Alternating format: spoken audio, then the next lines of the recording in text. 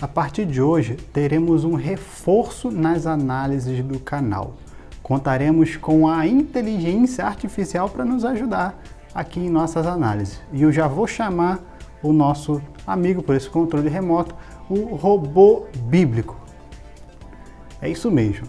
O robô bíblico é um robô baseado em inteligência artificial que vai nos ajudar em todas as análises a partir de hoje. Então, robô bíblico, dê um oi aí pro pessoal de casa. Olá, meu nome é Robô Bíblico. Sejam bem-vindos. Viram? Então, hoje nós vamos começar com a ajuda do robô bíblico que vai nos ajudar a analisar a canção de muita polêmica no meio gospel, que se chama Imprudente Amor. É isso mesmo. Essa canção foi lançada em 2018, fez um sucesso extraordinário no mundo todo, pela beleza da música, mas também pela polêmica da frase que diz que o amor de Deus é imprudente. Mesmo com essa polêmica, onde uns teólogos concordam, outros não, aqui no Brasil também fez muito sucesso nas vozes de vários artistas. Mas aqui no Brasil substituíram a palavra imprudente por outras palavras com menos impacto nas pessoas, né?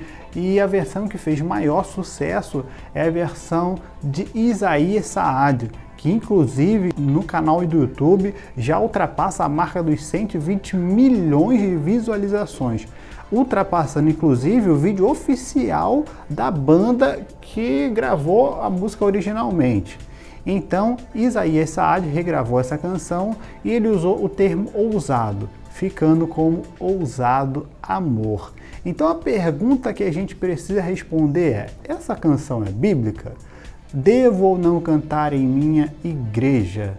O seu amor seria mesmo imprudente ou não? Bom, a análise hoje vai dar o que falar e você não pode perder. Então, sem mais delongas, vamos começar. Eu sou Eric França, sejam bem-vindos ao canal Louvor Bíblico. Bom, gente, então antes da gente analisar a letra logo assim de início, a gente primeiro precisa fazer algumas considerações. Primeiro, antes de tudo, eu vou ler para vocês o que disse o próprio artista, autor da canção, ao site CBN News, para a gente poder ter um entendimento melhor de onde o autor queria chegar. Porque veja, antes da gente falar da letra, a gente precisa entender o que o autor quis dizer e entender o pano de fundo por trás disso tudo. Se a gente pegar para analisar a letra trecho por trecho, sem ter esse entendimento do pano de fundo, cometeremos um grave erro e isso vai prejudicar o resultado final da análise. E a gente não quer que isso aconteça, não é verdade? E aí você vai notar que quando a gente tem um entendimento básico disso, aí você vai enxergar a letra com outros olhos, com outro prisma. Então, sem mais delongas, eu vou ler aqui para vocês, já traduzido, claro, e o robô bíblico vai projetar aí para vocês também, tá? Olha o que ele disse. Quando eu usei a frase "o amor imprudente de Deus", quando dizemos, não estamos dizendo que o próprio Deus é imprudente. Ele não é louco, explica ele. Estamos, no entanto, dizendo que o jeito que ele ama, em muitos aspectos, é bem assim, imprudente. O que quero dizer é o seguinte: ele está totalmente despreocupado com as consequências de suas ações em relação à sua própria segurança, conforto e bem-estar. Seu amor não se considera primeiro, não é egoísta. Ele não se pergunta o que ganhará ou perderá colocando-se em risco. Isso é o que disse o próprio autor a respeito dessa composição. Nós vamos agora para a Bíblia, porque o que inspirou o autor a escrever essa canção foi o texto de Lucas 15, a famosa parábola das 100 ovelhas, né, que você conhece muito bem, inclusive tem um trecho que fala isso na letra, a gente vai ver lá na frente. Então, antes da gente ir para a letra, eu preciso que você entenda alguns detalhes importantíssimos sobre essa parábola que vão fazer diferença na nossa análise da letra. Então, eu vou ler aqui para vocês e o robô bíblico vai projetar aí na tela. Esse capítulo 15 de Lucas é chamado pelos teólogos de o capítulo perdido. Isso porque o capítulo 15 é uma narrativa de 3 parábolas: a ovelha perdida, a dracma perdida e o filho perdido, que a gente chama de o filho pródigo. Então, por isso é o capítulo chamado capítulo perdido de Lucas. Então, acompanhe comigo a leitura. Aproximaram-se de Jesus todos os publicanos e pecadores para o ouvir. Os fariseus e os escribas murmuravam, dizendo: este recebe pecadores e come com eles. Então, Jesus lhes contou essa parábola. Então, para aí um pouquinho. Essas 3 parábolas foram uma resposta de Jesus para uma pergunta. Que pergunta é essa? Os fariseus estavam questionando o fato de Jesus conviver com pecadores, de Jesus comer com pecadores. A gente sabe muito bem que Jesus tinha uma ligação muito forte com os mais humildes, com aqueles que a sociedade chamavam de pecadores, com publicano, com prostituta. Jesus não tinha preconceito nenhum. E os religiosos da época tinham. E questionaram Jesus. Então, em resposta dessa pergunta, Jesus profere 3 parábolas e a gente vai falar somente da primeira. Qual de vocês é o homem que, possuindo 100 ovelhas e perdendo uma delas, antes de continuar, preciso que você entenda isso. Ele falou aqui, ó, qual de vocês possuindo 100 ovelhas? Esse termo possuindo nos dá uma ideia, acompanhe meu raciocínio, me dá uma ideia de posse, de propriedade. Para que uma pessoa naquela época tinha propriedades de ovelha? Lucro. Ovelha era um bicho que dava lucro por causa da lã. Então, uma pessoa que tinha propriedade de ovelhas, ela tinha ovelhas visando lucro. Normalmente, quem era dono de ovelhas tinha um funcionário, um pastor funcionário para cuidar dessas ovelhas. No caso da parábola, esse proprietário também era o pastor, ele mesmo cuidava das suas próprias ovelhas. Então a gente precisa entender essa lógica da parábola. Embora a parábola não tenha muita lógica, a lógica naquela época era essa. Quem tinha a ovelha tinha para ter lucro. A ovelha não era um bicho de estimação. Possuindo 100 ovelhas e perdendo uma delas, deixa no deserto as 99 e vai em busca da que se perdeu. Para aí. Gente, quando que um pastor saberia que estavam faltando ovelhas? Preste atenção nisso que é importante. Naquela época, o pastor ele fazia 2 contagens por dia das suas ovelhas. Uma no início do dia, outra no final. Como eram feitas essas contagens?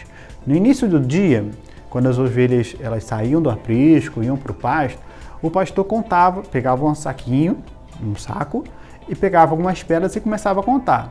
Para cada ovelha era uma pedra na sacola. Então, uma ovelha, 2 ovelhas, 3, 4, 5, tal. Ao final do dia, quando a noite já estava se aproximando, antes do pastor ir lá colocar as ovelhas no aprisco, ele fazia a contagem de modo inverso.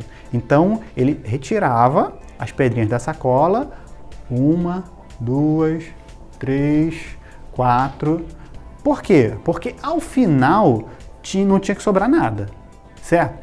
Se por acaso tivesse mais ovelhas do que a quantidade de pedras que tinha ali, era um sinal de que haviam ovelhas ali que não pertenciam ao rebanho.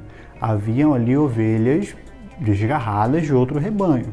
Agora, se tivesse alguma pedra ali sobrando, era sinal que alguma ovelha havia se perdido, e foi exatamente isso que aconteceu nessa parábola. Haviam 100 pedrinhos e no final do dia, na contagem, havia sobrado uma. E o pastor, opa, alguma ovelha se perdeu. Agora pensa comigo na lógica, era final do dia, se aproximando a noite, você é um empresário, você tem 100 ovelhas que vão te dar lucro, você perdeu uma, mas você ainda tem 99, ok? Pensa na lógica, você tem 99, pura, tudo bonitinho, tá ali, seguro. Você perdeu uma só, você tem 99. Então o que você faria? Qual era a lógica mais prudente ali naquele momento? Ora, proteger as 99, né? A lógica Não é isso, afinal de contas, como diz o ditado, mais vale uma andorinha na mão do que 2 voando, 3 voando, sei lá, né? Então mais vale 99 ovelhas ali salvas, no aprisco, quietinha, do que uma perdida, né? Vamos pensar na mente do empreendedor, é mais ou menos isso. Então, qual era o lógico? Então, peraí, então, tudo bem, perdeu uma. Então, vou guardar minhas 99 para nenhuma outra se perder. Vou fazer no aprisco, e amanhã de manhã, na luz do dia, eu vou procurar a que se perdeu. Quem sabe eu acho essa ovelha rebelde, né?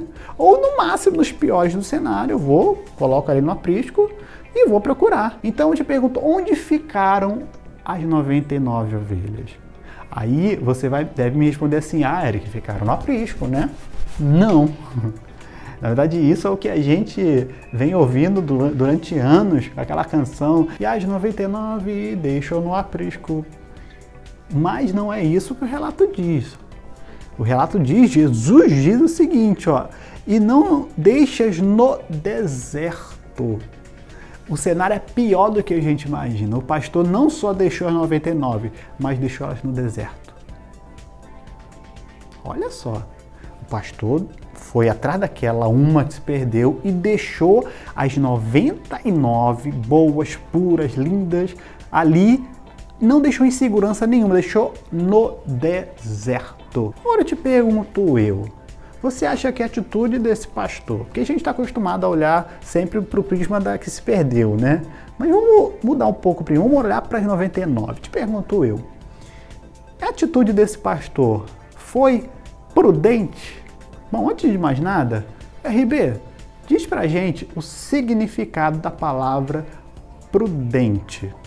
Prudente é o que não procura o perigo, cauteloso, sensato, ajuizado, que costuma se precaver, preparar-se antecipadamente, precavido, previdente.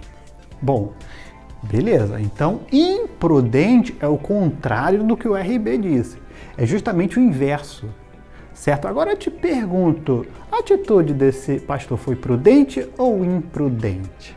Aos nossos olhos. Óbvio que foi imprudente, né? Ele não fez assim, não, peraí, deixa eu planejar, deixa eu pensar, né, com tranquilidade, eu vou largar as 99, posso correr o risco de perder, mas beleza, tá planejado, pode ser, não tem problema, e vou atrás daquela uma que se perdeu. Não tem lógica, não tem prudência nenhuma ali. Eu vou te contar agora uma história real para poder elucidar isso. Certa vez eu conheci uma senhora já de idade, uma senhorinha bem debilitada, que tinha 10 filhos. Mas um desses filhos era problemático demais. Sim, a ovelha negra da família, e todo mundo tem, né? Toda família tem toda não, mas a maioria das famílias tem um cidadão que não dá para nada, só dá trabalho, já viu? Né? E essa senhorinha tinha um filho, assim, que dá trabalho, era envolvido com droga, tudo velho, tudo já adulto, mas se envolvia com droga, não queria saber de trabalho, só queria saber de bagunça, de farra, ia pra casa da mãe, não tinha onde morar, casava, separava. Pensa numa figura problemática, né? Os outros 9 irmãos, não, tudo tranquilo, casados, tinham seus trabalhos, suas vidas, tranquilo. Mas esse em questão, problemático. Aí começou a dever agiota, e olha, pensa num cara enrolado, envolvido com drogas, com tráfico, e nisso, para poder pagar a dívida de droga, ele pegava o dinheiro com o agiota. E sabe o que ele fez? Ele deu o endereço pro agiota da mãe, pro agiota cobrar a mãe. O agiota chegou, bateu na porta da mãezinha e falou, ó, vim cobrar aqui o dinheiro do seu filho. Ela, não, mas que isso, não tem dinheiro, mas que não. Não, ele não tô achando ele, você sabe que a Jota quando não acha o cara, ele começa a ameaçar familiares, isso é perigosíssimo. E esse imprudente, né, ele colocou a vida da própria mãe em risco. Então a Jota ia lá cobrar e, a senhora não tem dinheiro não? Então, vou lá matar ele agora. E a senhorinha desesperada, não, por favor, não mata meu filho, não, mas quem não paga a dívida, minha senhora, morre. Não, mas não mata meu filho, e peraí, quanto é que é a dívida? Ah, tanto. Peraí. Aí ela foi lá, pegou a bolsinha, aquela bolsinha, foi, contou, poxa, é tudo que eu tenho, todas as minhas economias, se eu pagar essa dívida, eu vou ficar sem nada, eu não vou ter nem dinheiro para comer, mas tá aqui. Toma, não perturba meu filho, não deixa ele em paz. Agora imagina a reação dos outros irmãos a saberem dessa história? Você acha que eles gostaram? Claro que não. Todo mundo se revoltou. Mas que isso, mãe? A senhora pagando a dívida dele e ele vai continuar fazendo uma dívida e a senhora está em risco. Tudo isso aí que você está pensando foi o que o pessoal falou para essa mãe. Né? Todo mundo condenou, ia falar, e teve filho que se afastou da mãe por causa disso, brigaram feio, e não, se você ficar cobertando as coisas dele, eu vou embora, eu não quero mais ajudar a senhora e tal. E sabe o que a mãe disse sobre esse episódio? Ela disse o seguinte: gente, eu sei que ele é tudo isso que vocês estão falando, ele é cafajeste sem vergonha, é viciado, é tudo isso, mas eu amo ele da mesma forma que eu amo vocês. Ele é meu filho, o que é que eu vou fazer? Eu vou jogar ele fora? Vou deixar matar? Ele é meu filho. Eu amo ele também. Ao fazer isso, ela está correndo risco de morte. Agora eu te pergunto, seja sincero comigo, a atitude dessa mãe, você acha que foi prudente? Ao ficar pagando a dívida do filho ali, correndo risco de vida, sabendo que o agiota poderia voltar, você acha que é prudente? Ou não é imprudente? Afinal de contas, o imprudente é aquilo que não está preocupado com os outros, não está preocupado nem consigo mesmo. O que você acha?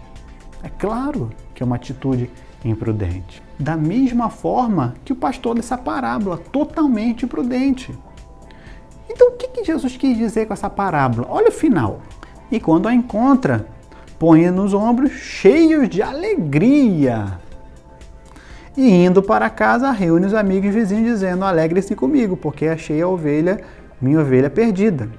Aí ele completa dizendo, ó, digo a vocês, isso Jesus falando a todo mundo, assim haverá mais alegria no céu por um pecador que se arrepende do que por 99 justos que não necessitam de arrependimento. Então perceba que Jesus está fazendo uma analogia sobre a sua própria vida, sobre o seu próprio ministério. Afinal de contas, Jesus largou a sua glória para nos salvar. Ele largou a sua glória, veio atrás de nós, porque esse pastor representa Jesus, né? E essa ovelha perdida representa eu e representa você. Então Jesus, ele veio atrás de nós, no sentido que ele veio ao mundo para morrer a nossa morte, para pagar uma dívida que era minha e sua. Essa figura do pastor imprudente, que arrisca a sua vida, o seu salário, tudo que ele tem por uma única ovelha, é Jesus. Você parou para perguntar assim, por que Jesus precisou morrer? Será que não era uma atitude um pouco imprudente de sua parte? É porque pensa comigo, Jesus poderia muito bem salvar a humanidade vivendo por 100 anos, por exemplo. Por que não? Se só 3 anos de ministério ele fez tudo o que fez, imagina se ele vivesse até os 100 anos. Quantos milagres ele poderia fazer, quantos sinais, quantas maravilhas, quantas coisas ele não poderia fazer e finalmente salvar a humanidade. Será que ele precisava morrer de forma tão vergonhosa, de forma tão maldita?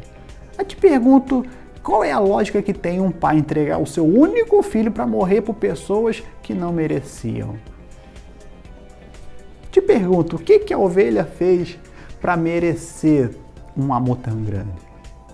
O que nós fizemos para merecer um amor tão grande de Deus por nossas vidas?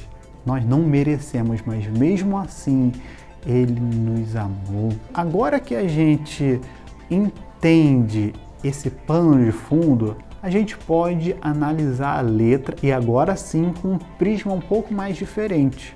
Então eu vou ler para vocês, com a ajuda do RB, ele vai projetar para vocês a letra original. Não vou ler a letra aqui do Brasil. Eu vou ler a letra original, traduzida, uma tradução mais simples, e a gente vai comentar algumas coisas e com base no tudo que a gente falou, você vai notar que as coisas vão começar a se encaixar melhor.